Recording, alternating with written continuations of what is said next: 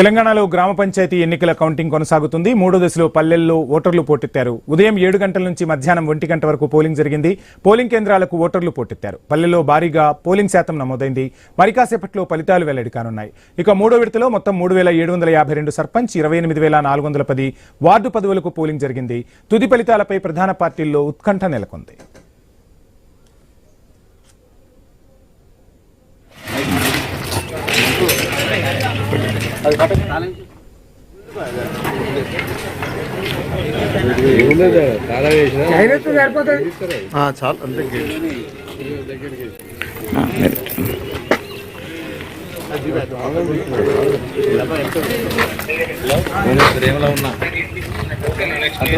తెలంగాణలో మూడో విడత గ్రామ పంచాయతీ ఎన్నికల కౌంటింగ్ అయితే ప్రస్తుతానికి కొనసాగుతుంది. ఈ రోజు ఉదయం 7 గంటల నుంచి మధ్యాహ్నం 1 గంట వరకు పోలింగ్ జరిగింది. పోలింగ్ లో ఓటర్లు అధిక సంఖ్యలో పాల్గొన్నారు.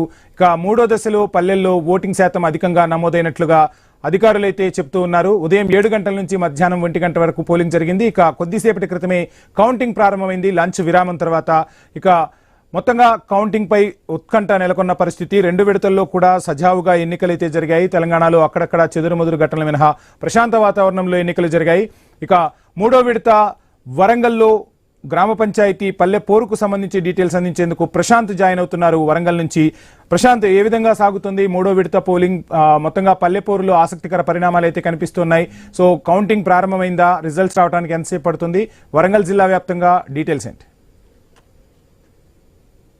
ఎస్ వంశీ, మొత్తానికైతే గ్రామ పంచాయతీ ఎన్నికల సమరం తుది ఘట్టానికి చేరుకుంది. అటు ఉదయం 7 గంటల నుంచి 1 గంటల వరకు జరిగిన పోలింగ్ ప్రక్రియ ఉమ్మడి వరంగల్ జిల్లాలోని 530 గ్రామ పంచాయతీలకు జరిగిన పోలింగ్ ప్రక్రియ ముగిసింది. కొద్దిసేపటి క్రితమే లంచ్ విరామం తర్వాత కౌంటింగ్ ఏర్పాట్లు అయితే అధికారులు ఏర్పాట్లు చేశారు. కొద్దిసేపటి క్రితమే అటు వార్డు మెంబర్ల కౌంటింగ్ ప్రక్రియనైతే ప్రారంభించారు.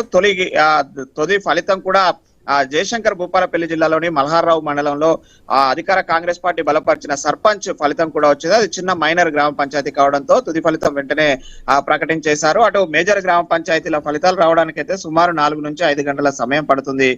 మొత్తానికైతే కౌంటింగ్ సిబ్బంది ఉమ్మడి వరంగల్ జిల్లాలోని 530 సర్పంచ్లకు గాను 1600 మంది కౌంటింగ్ సిబ్బంది ఈ యొక్క కౌంటింగ్ ప్రక్రియనైతే ప్రారంభించారు. కొద్దిసేపటి క్రితమే అటు లంచ్ విరామం తర్వాత ఏదైతే బూతుల వారీగా సర్పంచ్ లకు సంబంధించినటువంటి బ్యాలెట్ బాక్స్లన్నింటినీ ఆ కౌంటింగ్ కేంద్రాలకు చేర్చి స్ట్రాంగ్ రూమ్ లో పెట్టేసి అటు సర్పంచ్ అభ్యర్థులు ఇటు వార్డు మెంబర్ అభ్యర్థులకు సంబంధించిన ఏజెంట్లు వచ్చాక వాళ్ళ సమక్షంలో సీల్ ఓపెన్ చేసి కౌంటింగ్ ను ప్రారంభిస్తారు. తొలుత ప్రతి మేజర్ గ్రామ పంచాయతీలకు సంబంధించి 2 టేబుల్ల ద్వారా వార్డు మెంబర్ల ప్రక్రియను ప్రారంభిస్తారు. మైనర్ గ్రామ పంచాయతీలో సింగిల్ బెంచ్ మీద వార్డు మెంబర్ల ప్రక్రియ ప్రారంభిస్తారు. వంశీ, ప్రస్తుతం మనము హన్మకొండ జిల్లాలోని దామేర మండల కేంద్రంలోని కౌంటింగ్ ఏజెంట్ వద్ద ఉన్నాము. అయితే ఈ ఏజెంట్లకు సంబంధించి అభ్యర్థుల ఏజెంట్లకు సంబంధించి కూడా మరి కాసేపట్లో కౌంటింగ్ కేంద్రం లోపలికి పిలుస్తారు. వీళ్ళంతా కూడా కౌంటింగ్ కేంద్రంలోకి వెళ్ళాక వీరి సమక్షంలోనే అక్కడ బ్యాలెట్ బాక్స్లను సీజ్ చేసిన బ్యాలెట్ బాక్స్లను తీస్తారు. వీళ్ళంతా కూడా లోపలికి వెళ్ళాక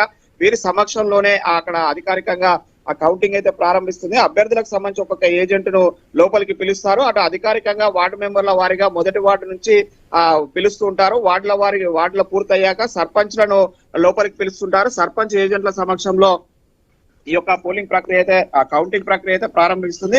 సుమారుగా మేజర్ గ్రామ పంచాయతీల తుది ఫలితాలు వచ్చే వరకు అయితే రాత్రి 8 నుంచి 9 అవుతుంది. మైనర్ గ్రామ పంచాయతీలు అయితే 6 నుంచి 7 గంటల లోపు తుది ఫలితాలు వచ్చే అవకాశం ఉంది. వంశీ, ఇప్పటికే అటు జయశంకర్ భూపాలపల్లి జిల్లాలోని మల్హార్రావు మండలంలో ఆ తుది ఫలితం అయితే అధికార కాంగ్రెస్ పార్టీ బలపరిచిన సర్పంచ్ అభ్యర్థి గెలుపొందాడు. అటు మిగతా గ్రామ పంచాయతీలలో కూడా కౌంటింగ్లు అయితే అన్ని కూడా ప్రారంభమయ్యాయి. వార్డు మెంబర్లకు సంబంధించిన కౌంటింగ్స్ అయితే ప్రారంభించడంతో అయితే అటు సర్పంచ్ అభ్యర్థులకు కొంత ఆలస్యం అయ్యే అవకాశం ఉంది. మరోవైపు ఉమ్మడి వరంగల్ జిల్లా వ్యాప్తంగా ఈ రోజు జరిగిన 530 గ్రామ పంచాయతీలకు సర్పంచ్లకు స్థానాలకు సంబంధించినటువంటి చోట్ల ఒక 2 చోట్ల అటు వరంగల్ జిల్లా చెన్నారావుపేట మండల కేంద్రంలో కాంగ్రెస్ బీఆర్ఎస్ నేతలు పోలింగ్ కేంద్రం వద్ద ఉదయం పెద్ద ఎత్తున బాహాబాహికి దిగడంతో అయితే అటు మాటల పర్వం కాస్త ఉద్రిక్తత దారితీసింది. దాంతో పోలీసులు రంగప్రవేశం చేసి వంశీ ప్రశాంత్, మిగతా అన్ని జిల్లాలతో పోలిస్తే వరంగల్లో గ్రూప్ రాజకీయాలు అధికార కాంగ్రెస్ పార్టీని కలవరానికి గురి చేశాయి. మరోవైపు చూస్తే ప్రతిపక్ష బీఆర్ఎస్ కు మంచి పట్టున్న జిల్లా వరంగల్ జిల్లా. సో ఏంటి అంటే గ్రామాల్లో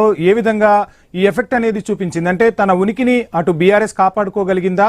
ఈ వర్గ విభేదాలను పక్కన పెట్టి మంచి ఫలితాలు సాధించడంలో కాంగ్రెస్ సక్సెస్ అయిందా? అధికార ప్రతిపక్షాల మధ్య ఏ విధంగా ఉంది వరంగల్ జిల్లా వ్యాప్తంగా? ఎస్ వంశీ, మొదటి విడత మాత్రం అధికార కాంగ్రెస్ పార్టీకి ఉన్న 11 మంది ఎమ్మెల్యేలు మొదటి విడత గ్రామ పంచాయతీ ఎన్నికల్లో మాత్రం కాంగ్రెస్ హవా కొనసాగింది. రెండో విడతలో మాత్రము ఆ ప్రతిపక్ష బీఆర్ఎస్ పార్టీ గట్టి పోటీ ఇచ్చింది మేజర్ గ్రామ పంచాయతీతో పాటు.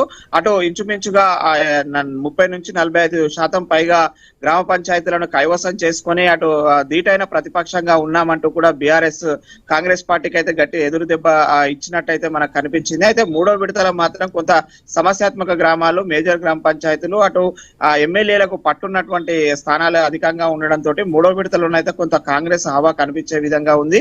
అయితే ఇటు ఉమ్మడి వరంగల్ జిల్లా వ్యాప్తంగా చూసినట్లయితే అటు గతంలో 2 టర్ములు బీఆర్ఎస్ పార్టీ అధికారంలో ఉన్నప్పుడు ఉన్న సర్పంచ్లతో పోలిస్తే ఈసారి చాలా అత్యధిక తక్కువ శాతంగా గెలుపొందుతున్నారు. అయితే కాంగ్రెస్ పార్టీకి మాత్రం సాంప్రదాయ ఓటుతో పాటు ఈసారి అధికారం కలిసి రావడంతో అయితే అధిక స్థాయిలో మొదటి విడతలో సుమారు 70% సర్పంచ్లను కైవసం చేసుకుంటే రెండో విడతనైతే 62% సర్పంచ్లను కైవసం చేసుకుంది. అయితే రెండో విడతలో జరిగిన తప్పిదాలను కొంత సమీక్షించుకొని మూడో విడతల తప్పిదాలు జరగకుండా ముందు జాగ్రత్త అయితే అధికార కాంగ్రెస్ పార్టీ తీసుకుంది వంశీ.